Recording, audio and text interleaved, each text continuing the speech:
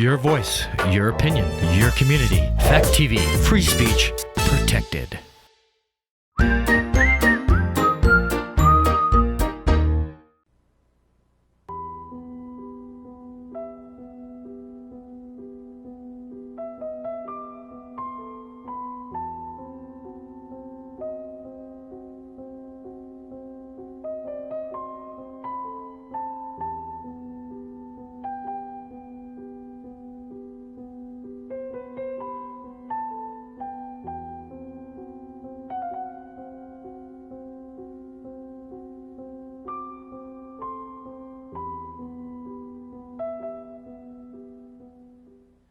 Good evening, and thank you for tuning in to another edition of What Do You Think?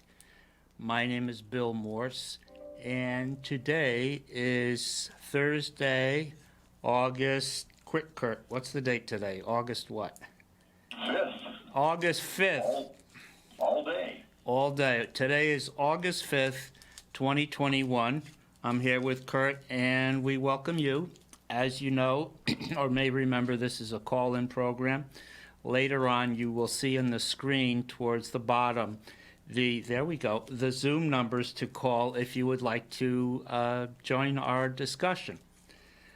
We also have a guest today. I don't know his name. I'm going to say his name is Teddy, although he looks like Teddy's grandpa. He's kind of old. And he has a New Year's Eve hat. And that is because we are going to go back in time to Monday, December 31st, New Year's Eve, 1962, through two articles that appeared in the Vermont, in the Burlington Free Press from that day. The Burlington Free Press, December 31st, New Year's Eve, 1962. Two articles that caught my attention that I thought would be interesting and entertaining to go over. But I wanted to read one last thing from Alexander Solzhenitsyn, the former Cavendish, Vermont resident for 18 years that spent 18 of his 20 years in exile in Vermont, and before going back to Russia after the Soviet Union had broken up in 1994 to spend the last 10 years of his life. And it's a paragraph from his book, The Gulag Archipelago, 1918 to 1956.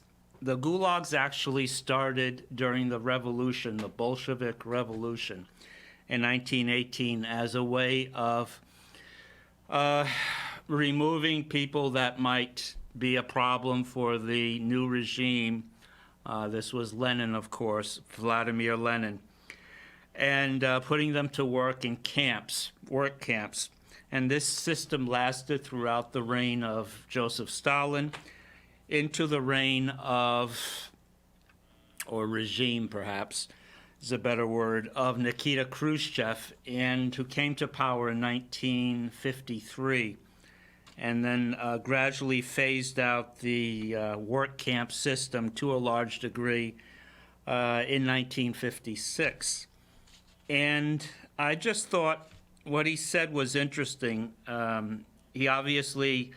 This obviously was a police state, the Soviet Union, and he wrote about something that came up time and time again with other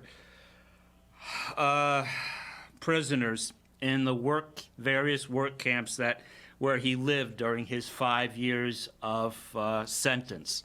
If you remember, he was sentenced to not 5, but 8 years of labor for having written letters to a friend while serving in the Soviet Red Army in 1943, and those letters criticized the management of the Red Army, and of course the management is Joseph Stalin, a one-man or one-person rule. And he says, we often mulled over in the camps, thinking time and time again, what would things have been like if every security operative, every NKVD operative or agent, when he went out at night to make an arrest, had been uncertain whether he would return alive or had to say goodbye to his family. Or if during periods of mass arrests, as for example in Leningrad, when they arrested a quarter of the entire population, that I didn't know, when they arrested a quarter of the entire population, people had not simply sat in their lairs or their homes, paling with terror at every bang of the downstairs door and at every step on the staircase, but had understood instead that they had nothing left to lose and had boldly set up in the downstairs hall an ambush of half a dozen people with axes, hammers, pokers, or whatever else was at hand. The organs or the authorities would very quickly have suffered a shortage of officers and transport, and notwithstanding all of Stalin's thirst, the cursed machine would have ground to a halt. If we didn't love freedom enough, and even more, we had no awareness of the real situation.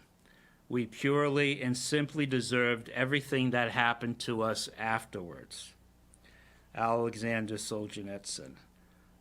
Very strong, condemning statement of his fellow countrymen. But it's really, it strikes very deeply into the psyche of human beings and our survival nature and how we choose to survive in a very dangerous situation. Kurt, do you have any reaction to that part or that paragraph taken from his book, The Gulag Archipelago? Any thoughts? At this point, no, actually. I know it's pretty heavy. It's a heavy statement. It is. Very strong. And I think it's a statement born of bitterness that he perhaps had not fought his arrest more, that if there was a movement of resistance, that the terror might have stopped. But most people, I think, instinct for survival can go either one way or the other. You cover up for cover, or you hide hoping for the best, or you come out of the corner fighting. He obviously favored coming out of the corner and fighting, even if it meant the odds, the near certain death. It would have been preferable to die at once than to, I guess the Chinese saying, die the death of 1,000 cuts, while being slowly worked to death in a labor camp for punishment of a couple of lines in a letter that happened to be intercepted through the censorship of the Red Army postal system. So anyway, it's very striking, and that's why I wanted to bring this up. Now, to something a little bit more festive. New Year's Eve, 1962. Two articles that I thought were interesting. One was on a group of people. They are called les Montagnards, or the mountain people. And these people were originally settled as the first people along the coast of Vietnam. They were what we would call native Vietnamese. And around the 9th century, through invasions from Korea, China, perhaps Japan, they were pushed inland towards the highlands, which fortunately were very fertile, and they became farmers and subsided off of farming. They They had interaction with the French when while Vietnam was a colonial outpost for the French Empire about 200 years ago. And many of the Montagnards were converted to Christianity, Catholicism, and were pretty much left alone. When Hanoi, the rest of North Vietnam, became communist, I'm going to say in the late 40s, after Mao had taken over China, there was an effort to kind of win the Montagnards, and there were 700,000 to 900,000 of them living in the High Plains area, so quite a few people. A large population group in Vietnam. There was an effort by the North Vietnamese to win them over to their system. Big conflict right away. The communists do not have a belief in a god or a spiritual presence of a god, and saw that as an impediment to their socio-economic model that they wanted to broaden throughout all of Vietnam, north and south. And the Montagnards, or the mountain people, being Christian, resisted this. And so enter the United States in the early 60s, Special Forces.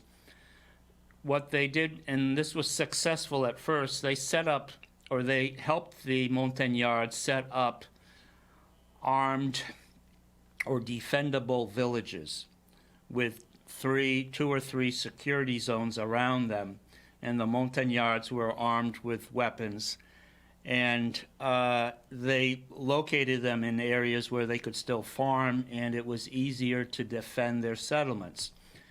And the U.S. Army Special Forces helped set up hundreds of these hamlets or villages in the central highlands of Vietnam. And it seemed to be a successful program because the Montagnards got along better with the Americans than the actual Vietnamese. They trusted Americans, the faces they saw, the help that they brought, more than the Vietnamese government in Saigon. And so that worked to our advantage. But unfortunately, as we know, 10 years later, Saigon would fall, and the Montagnards would be forced by the incoming Viet Cong to relocate to less desirable farmland because the Viet Cong, or the North Vietnamese, had decided to grow coffee where the Montagnards had lived. And so it was kind of like similar to Native Americans or Indians here in this country being moved from their tribal homelands to reservations generally in land that was less than desirable as far as weather and agricultural usages potential. So very much harder to eke out a living in these new areas where they were forcibly resettled by the Vietnamese in the 70s. Interestingly enough, Kurt, and I found this kind of heartwarming, there was such a bond between the Special Forces, Army Special Forces, and the Montagnard people that many Montagnards, after Saigon fell in early 75, they were sponsored to come over and resettle in the United States. And so that in the area of Fort Bragg, Georgia, there's a large community of Montagnards that have settled there because that's where the Special Ops veterans live. Many of them chose to stay in the area where they trained, in the area of Fort Bragg, around the town of Asheboro in North Carolina. And today there is an active community, there has been for decades, of Montagnard people, native Vietnamese, that have moved and have flourished and have successfully transplanted themselves and their culture, their language, with the help of U.S. Army Special Forces. So I think that that is an instance of good that we have done over in another country that otherwise we fumbled the ball on in many plays. So it's a short article. There's a picture that is hard to see, but the camps or the villages were set up in a teardrop formation, and you see longhouses that are in rows of 5 or 6, longhouses like we've had with some of the tribes here in our country. And these longhouses is where people lived, and they farmed the area outside the perimeter. The perimeter had 2 or 3 barriers, trenches, armed sentries, etc. Very much like the Middle Ages when we had a castle that a prince or a lord would manage or run, and then the peasants or the serfs would till the land around the castle. When there was a threat from the outside, everybody would come behind the castle walls for protection.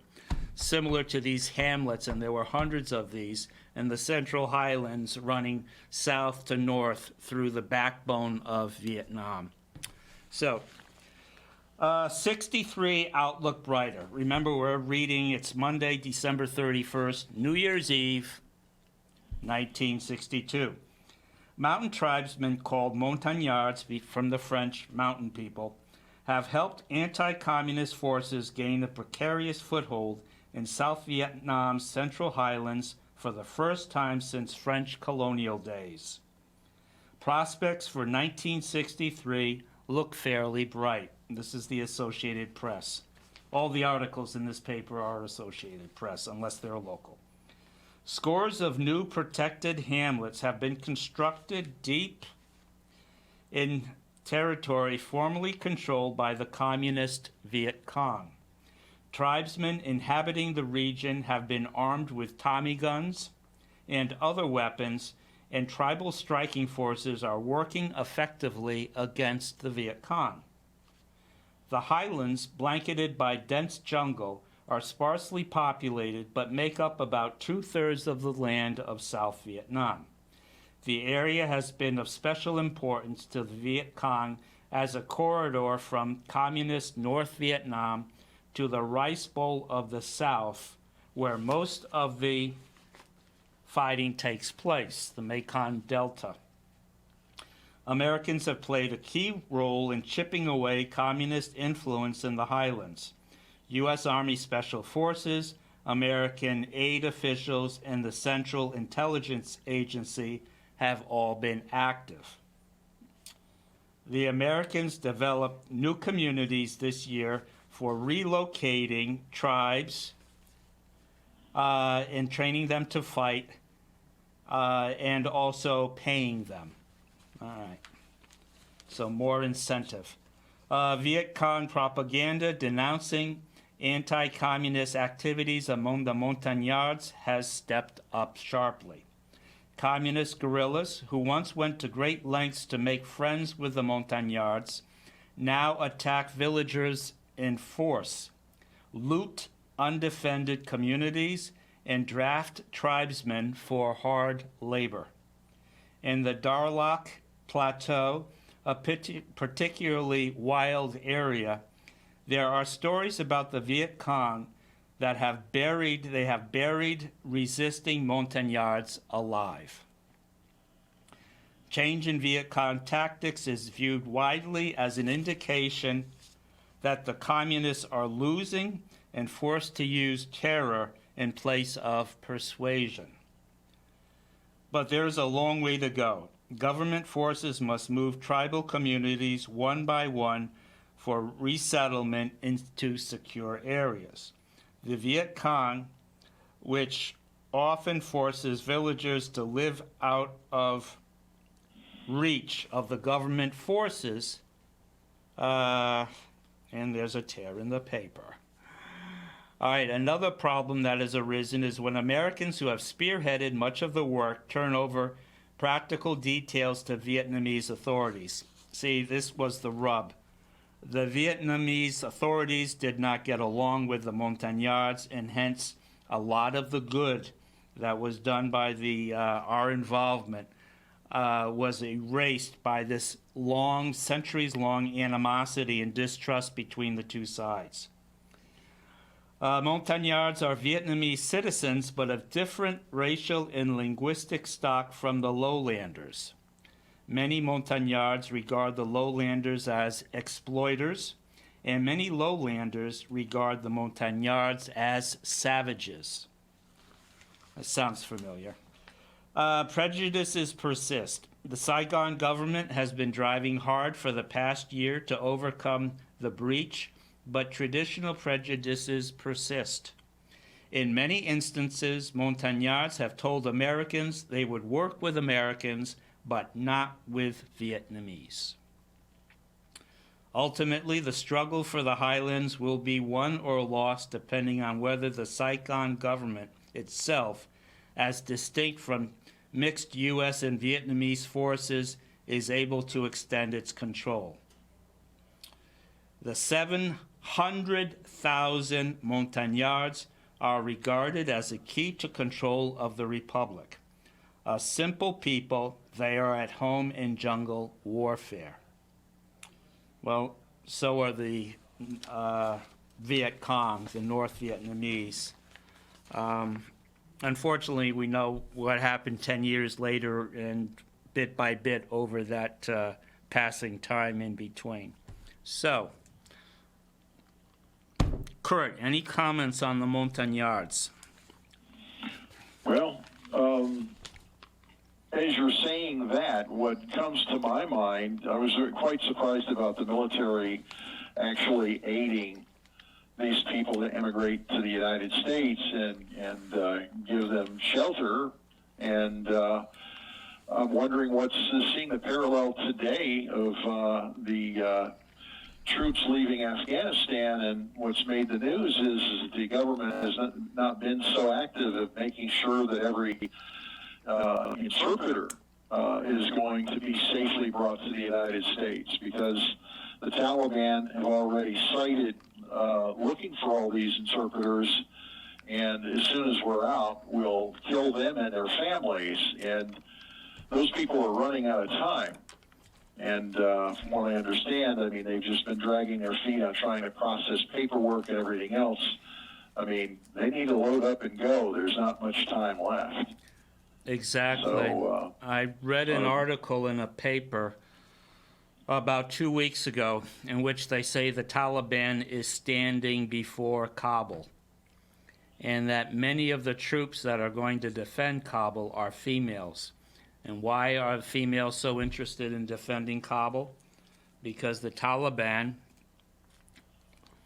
will bring back a system, a social caste system, whereby the women have very few personal rights, and those that have exercised their personal rights will be persecuted. And as you said, in many cases, those people that aided the Americans will be massacred. There is no integration. You're either with the Taliban or you're not. And I think once the U.S. pulls out and Germany has pulled out, this paper was the paper out of Frankfurt, there's going to be a bloodbath, but it's heartening and sad at the same time to see people, again, many women in uniform, armed and ready to make a last stand. And it angers me in that I think, what have we been doing over there? I don't know how many years the U.S. has been involved, but 20. How many lives how many American lives have we lost? How much have we lost in resources? Was this an unwinnable situation, or were there a series of ball fumbles like we had in Vietnam? Just ask the Russians. Look what they did. They spent decades there as well, and they ended up running away. Exactly.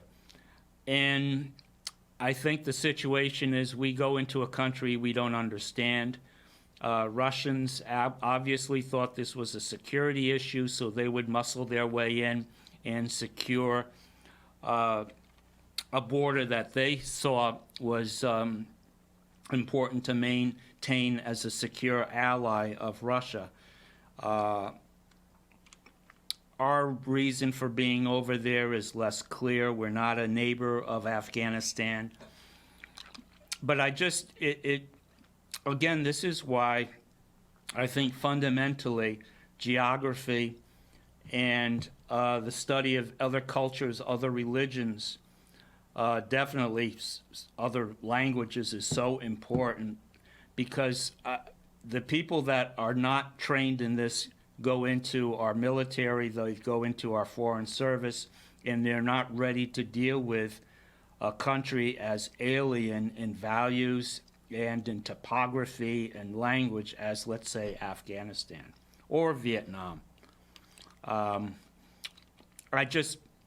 again, this isn't even being discussed. It's not in mainstream news. There's no talk of Afghanistan. It's distressing that the media focuses on certain things, and then everything else, especially beyond our borders, is silent. No discussion. We don't know what's going on in North Korea. We get little filtered snippets of what's going on in China, as long as it's corona-related or weather-related. Nothing from Afghanistan, yet we've lost lives over there. And people's family have made a big sacrifice in their young daughter or son being killed over there. And so I really, we're going through interesting times. I hope we come out of the other side of this turmoil we're currently in with a better press.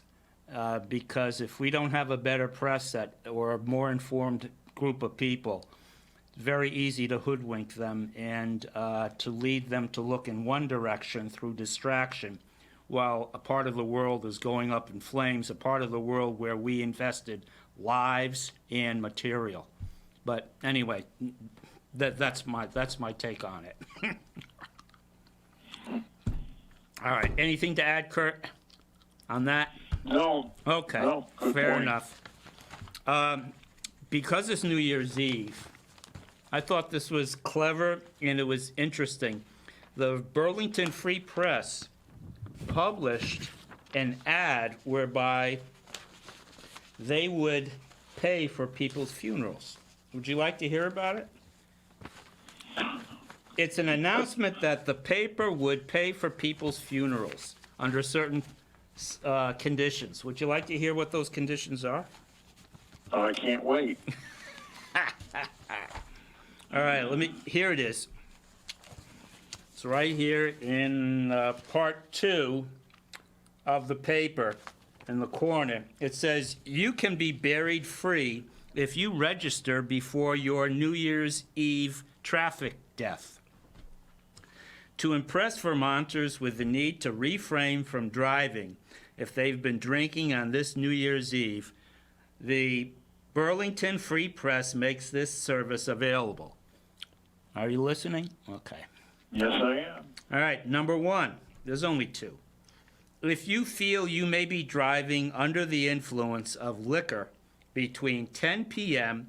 December 31st, 1962, and 6 a.m. January 1st, 1963, call the Free Press, Union 3 3441, between 9 a.m. and 4 p.m.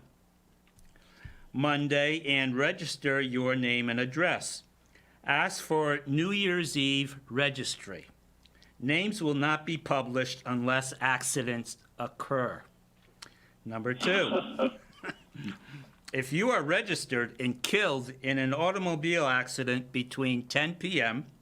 and 6 a.m., as above, your funeral expenses will be paid by the Burlington Free Press. And that's their offer on New Year's Eve. So let's hold an I'd love imaginary. to know if anybody took them up on it. I'm waiting to get the January 1st edition, Tuesday, There you go. January 1st, the Burlington Free Press. But I may have to go to maybe 30 or 40 yard sales before I find it. This paper, Kurt, came out of a house that there was an estate sale, and I was invited to go through some paperwork. And this came up, and I thought I need to share this with the audience. All right, so the other story. Okay, this also has resonance today. It says, and this is from Jack Leffler, AP Business News writer. Some stores cry foul over newest card parties. Editor's note, card parties are increasing throughout the United States. These are different, however. They are aimed at keeping goods from communist bloc nations off the shelves of American stores. President Kennedy says the organized campaigns are not the way to fight communism, and some merchants are crying foul. The following article, based on a nationwide survey, details the situation. New York, AP. A group of men and women enter a department store and slyly slip printed cards among the merchandise. The message, always buy your communist imports at the name of the store. The tactic has been carried out in hundreds of American department, variety, and food stores this year. Participants call it a card party. Their aim is to start to boycott stores offering merchandise imported from countries behind the Iron Curtain. Now, for people younger than, what would you say, Kurt, 40? The Iron Curtain was the line drawn between the East and West, the Soviet Union and its satellite countries, Poland, East Germany, Czechoslovakia, Hungary, etc., and Western Europe, the rest of in Western Europe. The movement has mushroomed and achieved some success despite the U.S. government policy of encouraging peaceful trade with Soviet bloc countries. Some merchants have resisted the pressures and ignored demands to withdraw the merchandise. A spokesman for the National Council of Importers commented that as long as the administration approves of these imports, it isn't fair to boycott. President Kennedy, asked about the boycotts at his December 12th news conference, said, "I think that it harasses merchants, and I don't think it really carries on much of an effective fight against communism." A Miami, Florida chiropractor, it's interesting that he's a chiropractor, Dr. Jerome Harold, is generally considered the originator of the boycott idea early this year. He calls his organization the Committee to Warn of the Arrival of Communist Merchandise on the Local Business Scene. Well, that pretty much says it all, huh, Kurt? Harold said Saturday, locally and nationally, our program is moving nicely. I would say it's snowballing. Interesting from a chiropractor in Miami. I would say it's snowballing. We are well organized, chapters in all states except Hawaii and Alaska, and last week we established one in Washington, D.C. Reports from around the country indicate that the ultra-conservative John Birch Society is taking an active part in the movement. Harold says his organization isn't affiliated with the John Birch Society, but welcomes its support. The boycotts are aimed at stopping sales of such merchandise as, drumroll, canned hams from Poland, wood products from Yugoslavia, bicycles from Czechoslovakia, and I'm thinking mopeds, right, Kurt? Okay. Furs and fish from Russia, caviar, right? Camera film from Bulgaria, that threw me, I didn't know about that. Lobster from Cuba, glassware from Hungary, coat racks from Romania. Interesting, Romania exported coat racks. And cameras from East Germany. Not surprised there. Imports valued at $81.1 million last year from communist countries accounted for less than 1% of the 14.7 billion U.S. total imports. U.S. exports to the Soviet bloc amounted to $133.4 million. So essentially, it's a 2-1 relationship. We take in 1 from their side, but they take in 2 from our side, very roughly speaking. A committee starts its offensive against the store handling Soviet bloc merchandise by personally complaining to the manager and follows up by writing to the store owner. If this fails, it stages a card party. Very good.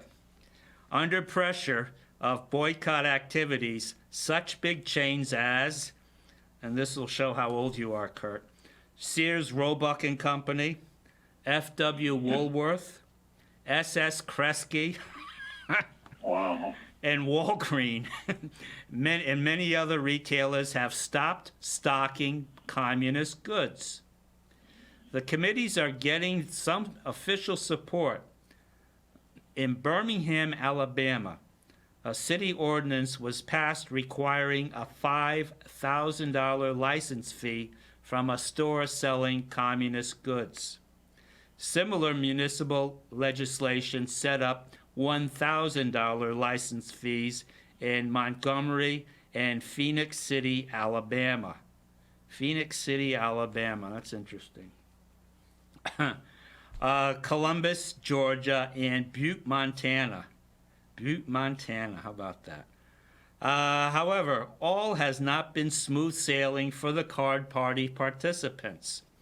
8 of them were arrested in a Yonkers, New York department store and charged with disorderly conduct.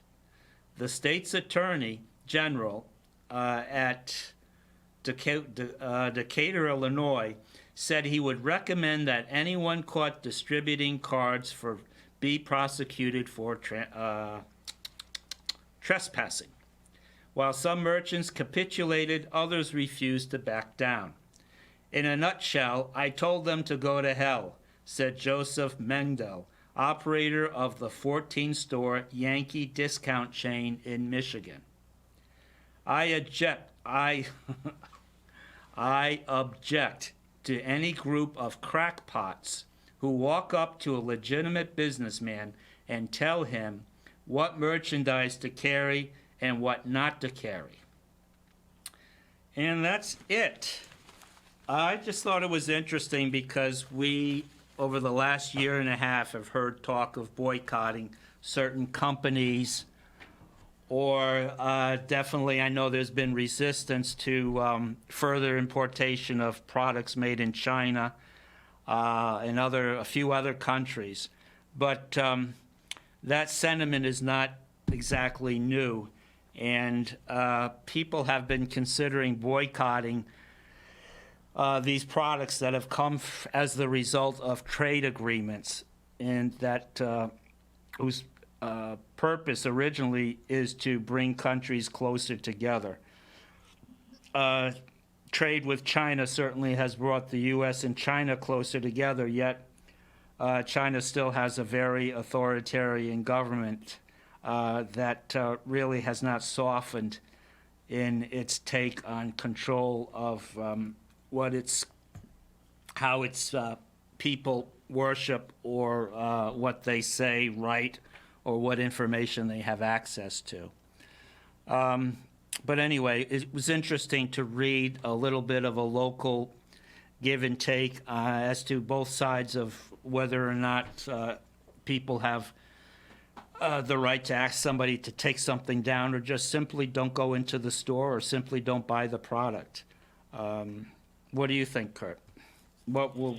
Well, you may have heard a number of years ago that there was an argument because of Walmart. I think they were the largest importer of Chinese goods, and through some of the resistance and complaints, they have tried to scale down their purchase of even foreign material and try to source more domestic-made material. But unfortunately, so many of those industries now have literally left the country that, such as electronics. Such as electronics.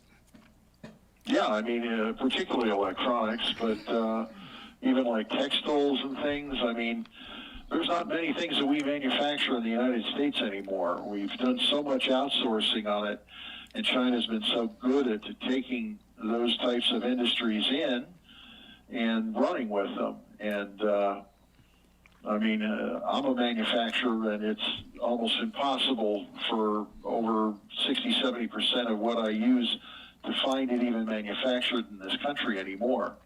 We're compelled to buy it from them. And, growing up in the 50s and 60s, when it was better dead than red, I mean, somehow we lost that focus. And those people there that tried to hold back, Soviet or communist source materials, somehow we lost that focus in the late 70s and the 80s. People were just thrilled to get their $5 shirts and so forth, and it all ended. So I don't know. I just hope the car industry doesn't get eaten alive like everything else has. Right. No, those are good points. I think what happened was the money that people could make, especially brokers or people in the middle that arranged between the Chinese manufacturer and the American buyer. There was a lot of money made in transactions, and also the conditions of trade agreements, I'm sure, were influenced by bribes. I'll say it, bribes, and bought access to policymakers and lawmakers who were directly involved in passing, creating, amending, and finally passing in these trade agreements with various countries, not just China, but Canada, Central and South America, etc. So, but the end result has been cheap labor overseas without union protection, and lack of environmental protection, lack of safety protection in the workplace. So it's as I think Reagan said when he was president, it's not a level playing field, and unfortunately our manufacturing has taken a hit, perhaps with the awareness of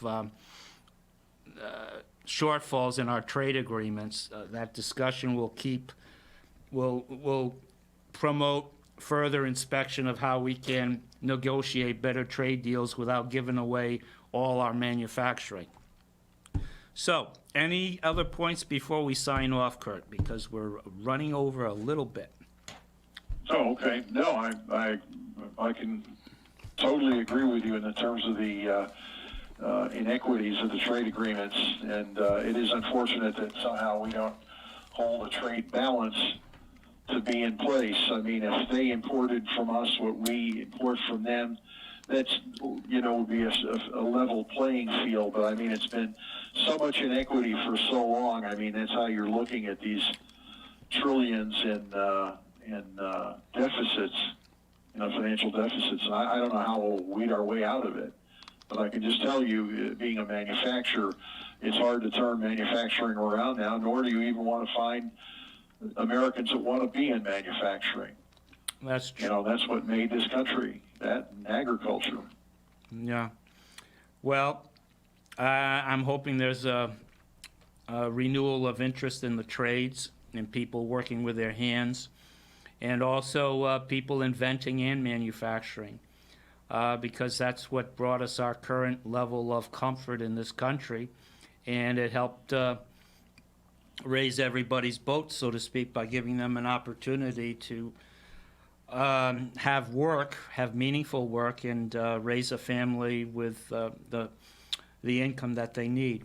So, very good, Kurt. I'm going to say goodbye, and goodbye to the audience for this week. We'll be back next week, Thursday. Let's see, Thursday at 5:45. And I'm not sure what we will be talking about, but hopefully it'll be interesting and entertaining. So, Kurt, we will talk again soon. Very fine. All right? All right. Everyone, have a good weekend coming up, and take care. God bless, and we'll see you again soon. Cheers.